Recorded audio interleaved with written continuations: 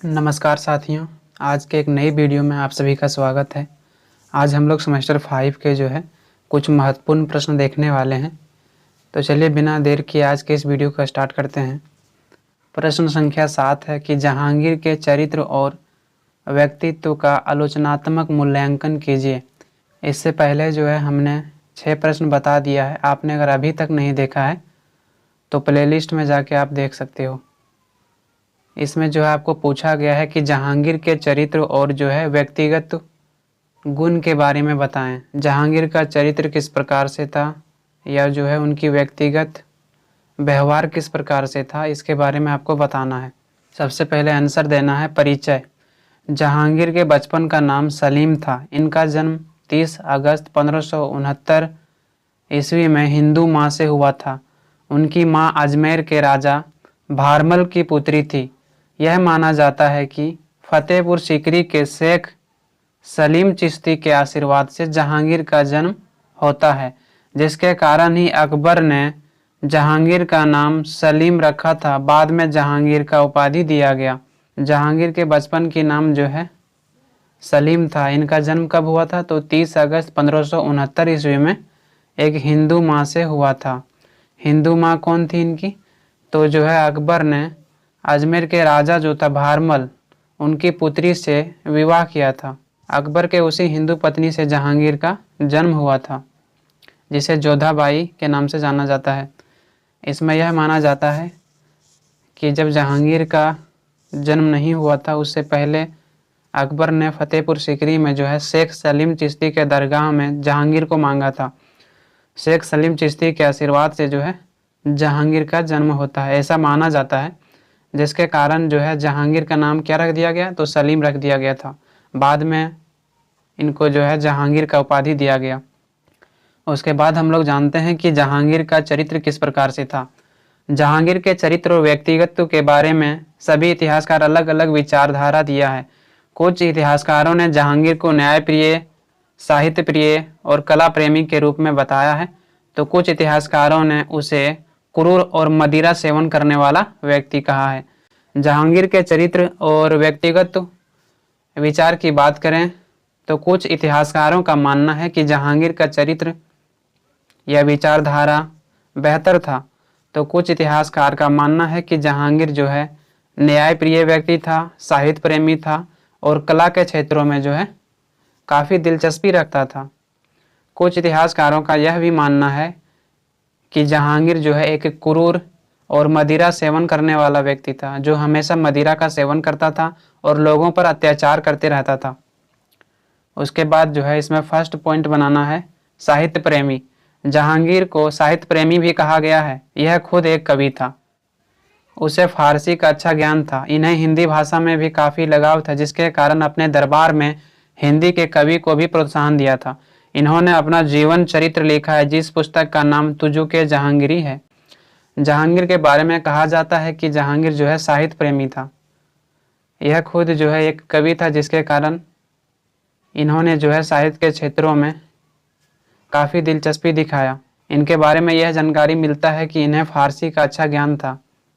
इसके अलावा हिंदी से इनको बहुत अधिक लगाव था, जिसके कारण अपने दरबार में हिंदी के कुछ साहित्यकार थे, उनको जगह दिया था। इन्होंने अपना जीवन चरित्र को खुद से लिखा है, जिस पुस्तक का नाम क्या है? तो उस पुस्तक का नाम है तुजुके जहांगीरी, जिसमें इन्होंने अपनी आत्मकथा को लिखा है, अपने शासन व्यवस्था के बारे में चर्चा किया है, जो कि फारसी भाषा में लिखा गया है। इन्हें वनस्पति विज्ञान, जंतु विज्ञान में भी काफ़ी रुचि था। इसके अलावा जहांगीर को इतिहास और भूगोल में भी रुचि था। वह हिंदी काव्य का प्रेमी था, जिसके कारण हिंदी कवियों को पुरस्कार भी देते थे। उसके दरबार में पंडित जगन्नाथ एक प्रसिद्ध कवि और साहित्यकार थे। तुजुके जहांगीरी से यह पता चलता है कि जहांगीर फारसी भाषा को बहुत ही बेहतर ढंग से जानता था। इसके अलावा इन्हें जंतु विज्ञान, वनस्पति विज्ञान में भी काफ़ी रुचि था। इसके अलावा जहांगीर इतिहास और भूगोल के क्षेत्रों में काफ़ी रुचि रखता था। वह हिंदी काव्य का प्रेमी था, जिसके कारण जहांगीर के बारे में कहा जाता है कि जो कवि हिंदी में प्रसिद्ध थे, जो बेहतर साहित्यकार थे, उनको जहांगीर द्वारा पुरस्कार दिया जाता था। इसके दरबार में पंडित जगन्नाथ जो थे एक प्रसिद्ध साहित्यकार थे। दूसरा पॉइंट बनाना है जहांगीर के व्यक्तित्व व्यवहार। जहांगीर के व्यक्तित्व के बारे में इतिहासकार बताते हैं कि वह बहुत ही दयालु और उदार व्यक्ति था। यह अपने कर्मचारियों को अपराध के लिए कठोर दंड अवश्य देता था, फिर भी उसके साथ उदारता का व्यवहार करता था। जहांगीर के व्यक्तित्व व्यवहार के बारे में इतिहासकार बताते हैं कि जहांगीर जो है एक दयालु और उदार व्यक्ति था। यह अपने कर्मचारियों को जो है, अगर कोई भी कर्मचारी अपराध करता था उनको कठोर दंड देता था, फिर भी उनके साथ जो है यह उदारता का व्यवहार करता था। जहांगीर को दीन दुखियों पर भी बहुत दया रहता था, जिसके कारण ही वह साधु संतों का बहुत सम्मान करता था। जहांगीर को वस्त्र आभूषण अनाज को भी दान देता था। जहांगीर के बारे में कहा जाता है कि जहांगीर जो है दीन दुखिया पर भी बहुत दया रखता था, जिसके कारण जो साधु होते थे, जो संत होते थे, उनको भी जो है बहुत सम्मान करते थे और गरीबों को वस्त्र देता था, अनाज देता था। केवल मनुष्य ही नहीं बल्कि पशुओं पर भी उसका उदारता था, क्योंकि ठंडा के दिनों में हाथियों को गर्म पानी से स्नान कराने का आदेश दिया था, जिससे यह पता चलता है कि जहांगीर का व्यक्तित्व व्यवहार उदार था। इतिहासकारों का मानना है कि जहांगीर जो है केवल मनुष्यों पर ही दया नहीं दिखाता था, बल्कि पशुओं पर भी उनकी उदारता थी, क्योंकि ठंडा के दिनों में हाथियों को जो है गर्म पानी से नहाने की आदेश दिया था, जिससे यह पता चलता है कि जहांगीर जो है केवल मनुष्यों पर ही नहीं बल्कि पशुओं पर भी उदारता का व्यवहार करता था। तीसरा पॉइंट बनाना है अपने बेटे खुसरो के खिलाफ विद्रोह। मुगल सम्राट जहांगीर जब मुगल सिंहासन की बगडोर संभाल रहा था, तभी उनके सबसे बड़े बेटे खुसरो ने अपनी सत्ता को पाने के लिए अपने पिता जहांगीर पर 1606 ईस्वी में मारने के लिए षड्यंत्र रचा। मुगल सम्राट जो जहांगीर था, उनका बड़ा बेटा का नाम खुसरो था। तो इसमें यही कहा गया है कि मुगल सम्राट जहांगीर का जो बड़ा बेटा था खुसरो, उसने शासन व्यवस्था को चलाने के लिए अपने पिता के विरुद्ध जो है संघर्ष किया, यानी कि अपने पिता के विरुद्ध षड्यंत्र रचा ताकि उनको मरवाया जा सके। इस समय खुसरो के सेना और जहांगीर के सेना में मुकाबला हुआ, जिसमें जहांगीर के सेना को सफलता मिली। इसके बाद खुसरो को बंदी बनाकर ले आया और जेल में डाल दिया गया। इसमें यह भी बताया गया है कि जब खुसरो ने अपने पिता को मरवाने के लिए षड्यंत्र रचा, इसी दौरान जहांगीर के सेना और खुसरो के सैनिकों के बीच संघर्ष हुआ, मुकाबला हुआ और इस मुकाबले में जहांगीर के सेना को सफलता मिली। उसके बाद खुसरो को जो है उनके सैनिकों ने बंदी बनाकर ले आया और जेल में डाल दिया। चौथा पॉइंट आपको बनाना है जहांगीर चित्रकला प्रेमी के रूप में प्रसिद्ध। जहांगीर को चित्रकला से अत्यधिक प्रेम था, जिसके कारण ही इन्हें चित्र बनाने का बड़ा शौक था। जहांगीर के चित्रकला के बारे में यह बताया जाता है कि जहांगीर जो है चित्रकला से अत्यधिक प्रेम करता था, जिसके कारण ही इन्हें चित्र बनाने का बड़ा शौक था। ये अलग अलग प्रकार के चित्र को हमेशा बनाते रहता था। इसीलिए जहांगीर के काल को चित्रकला के स्वर्ण युग कहा गया है। जहांगीर के समय मनोहर, बिशन दास, मंसूर एवं अबुल हसन प्रमुख चित्रकार थे। इसमें आपको एक बात ध्यान रखनी है कि जो जहांगीर का शासन काल था, उस समय चित्रकला अपने चरम बिंदु पर पहुंच चुका था, जिसके कारण जहांगीर के शासन काल को जो है चित्रकला के स्वर्ण युग कहा जाता है, क्योंकि इस समय जो है बहुत अधिक मात्रा में चित्रों को बनाया गया था। जहांगीर के समय इनके दरबार में बहुत अधिक चित्रकार थे, जिसमें से मनोहर, बिशन दास, मंसूर एवं अबुल हसन जो है प्रमुख चित्रकार थे इनके। जहांगीर ने अपने आत्मकथा में लिखा है कि हमें चित्रकला से इतना प्रेम है कि जब कोई चित्र मेरे समक्ष प्रस्तुत किया जाता है, चाहे वह मृत चित्र हो या चाहे जीवित चित्र हो, मैं देखकर तुरंत बता सकता हूँ। जहांगीर ने अपने आत्मकथा में लिखा है कि जब इनके समक्ष कोई चित्रकार किसी चित्र को प्रस्तुत करता था, तो यह चित्र को जो है यह आसानी से बता देता यह चित्र जो है किसी मृत व्यक्ति या वस्तु का है या कोई जिंदा व्यक्ति या वस्तु का है। आप समझ सकते हो कि चित्रकला के क्षेत्रों में जो है इन्हें कितना दिलचस्पी था। जहांगीर के मुद्राओं से भी उनका कला प्रेमी का परिचय मिलता है। इसमें इस्लाम धर्म के सिद्धांतों का पालन न करते हुए मुद्राओं पर अपनी आकृति को अंकित करवाया था। जहांगीर के जो मुद्राएं थी, उन मुद्राओं से भी यह पता चलता है कि जो जहांगीर था वह चित्रकला प्रेमी था, जिसके कारण इन्होंने इस्लाम धर्म के जो नियम, जो शरीयत था, उनको छोड़कर, उनको ना मानकर अपने मुद्राओं जो है अपनी आकृति को अंकित करवाया था, नहीं छपवाया था। 5वां पॉइंट आपको बनाना है जहांगीर के न्याय व्यवस्था।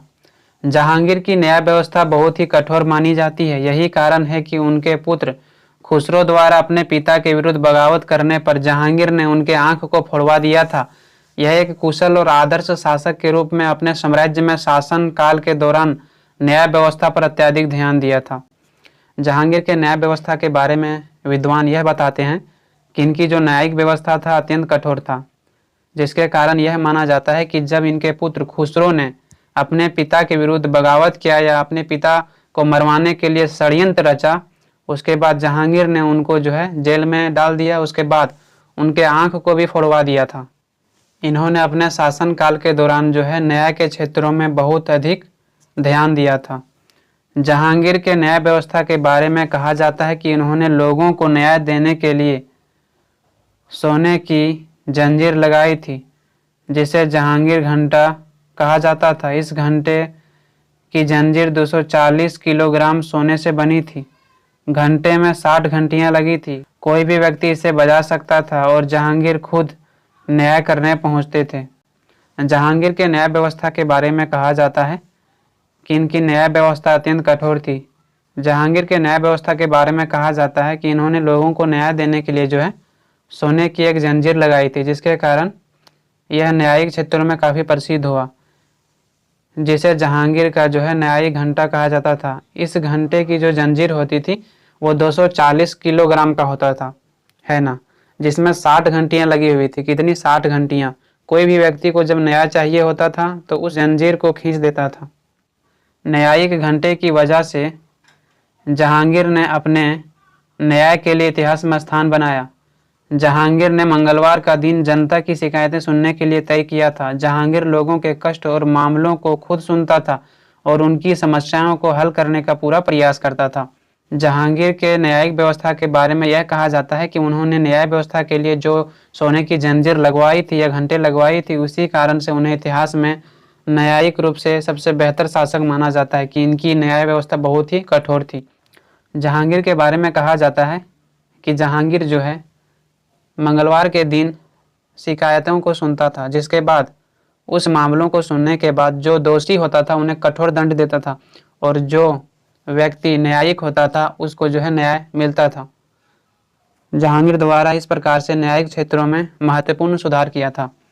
तो इस प्रकार से यहाँ पर समाप्त होता है। आई होप आप सभी को समझ में आया होगा। आपको अगर इस वीडियो से थोड़ी सी सहायता मिली हो तो कृपया करके लाइक और सब्सक्राइब करना ना भूलें।